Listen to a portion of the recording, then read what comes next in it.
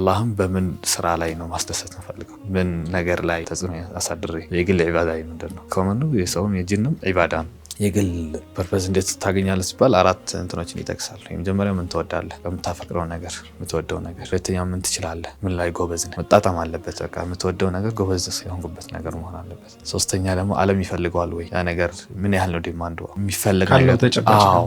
አራተኛውና ዋነኛው ዓላማ ለማግኘት መጠየቅ ያለበት ጥያቄ ያ ነገር ገቢው ያስገልግልኛል። ምክንያቱም እንትን አይደለም አንተ ሰርቪስ ዝም ብለህ በነፃ የምትሰጥ ወይ ቻሪቲ ተቋም አይደለም።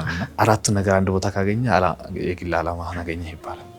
የምትወደው ነገር፣ የምትችለው ነገር፣ ዲማንድ ያለበት፣ ከዛ ደግሞ ጥሩ ክፍያ ያለው። 3ቱን ወይ 2ቱን አንድ ላይ ካገኘህ ኦልሬዲ ሌላ ነው። ፓሽንህን አገኘህ ወይ ፕሮፌሽንህን አገኘህ የሚባልበት ራሳቸው እንትን አላቸው። ምንድነው መማሩ ስትል ለምንድነው መማሩ ይመጣል። ይሄ ነገር ዝም ብዬ ስለደረሰኝ ነው?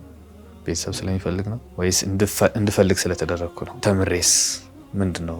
ይሄን ፊልድ የተማሩ ሰዎች ምን ላይ ናቸው? ምን አይነት ኢምፓክት ነው ማምጣት የምችለው? ምን ላይ ነው መስራት የምችለው? እና አንዳንድ ሰዎች ያንን ስራ ላይ ቁጭ ብለው መስራት አይፈልጉም፣ ግን ትምህርቱን ይፈልጉታል። በጣም ከባድ ነው። እና ያንን ቀድሞ አውቆ ያችን 3 ዓመት 4 5 ዓመት ዩኒቨርሲቲ ቆይታህን ለዛ ማዘጋጀት ከቻልክ ደግሞ በጎን